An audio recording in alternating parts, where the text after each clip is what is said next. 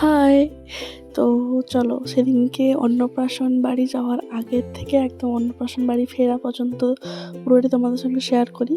এখানে আমি কলকাতা থেকে এসেই স্নান করে রেডি হয়ে গেছি পুরোপুরিভাবে। বেশি কিছু না, জাস্ট ড্রেসটা পরেছি, কাজল, লিপস্টিক, বাস এইটুকুনি।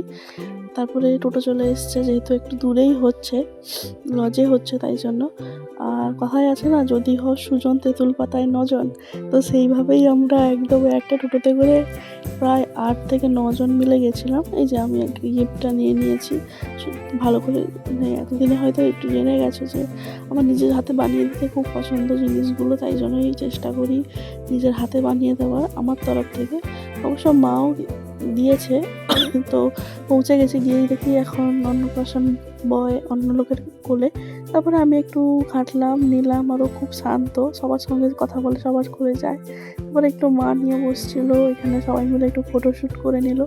সবাই মিলে করেছি, আমরাও করেছি, অনেক অনেক ফটো তুলেছি। তারপরে খিদা পেয়েছিলো, যেহেতু সকাল সকাল বেরিয়েছিলাম কলকাতা থেকে, না খেয়ে অবস্থায় এসেছি, গাড়িতে আসবো শরীর খারাপ করবে তাই জন্য। আর আমি গাড়িতে এলে সত্যি কথা কিছু খেতে পারি না। এখানে বোনের পিছনে লাগছিলাম একটু, এর সঙ্গে থাকলে আমার আর কাউকে লাগে না।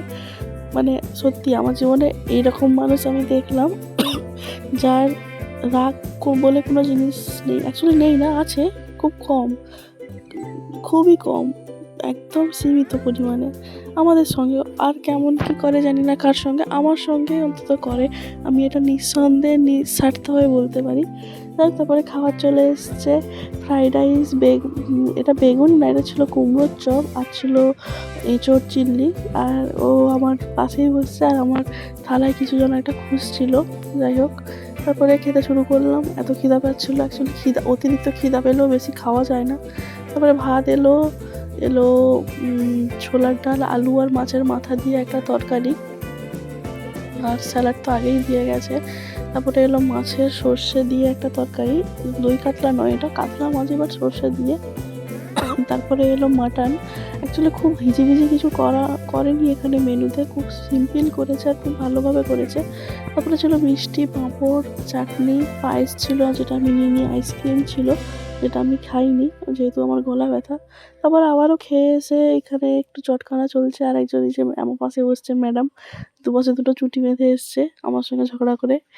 তারপরে সবাই মিলে বসে পড়লাম আবার টোটোতে বাড়ি যাওয়ার জন্য। একটু তাড়াতাড়ি চলে গেছিলাম বাড়ি, আর একটু থাকলেই হতো, কিন্তু ওই যে বলছি না, সারাটা মানে সকাল থেকে ট্রেনে বসে এসেছি তো শরীরটা আর টানছে না, তাই জন্য পালিয়ে গেলাম। আর বৌদিরও শরীরটা খারাপ করছিল। যাই হোক, এইভাবেই সেদিনকে দিনটা কাটিয়েছি। টাটা।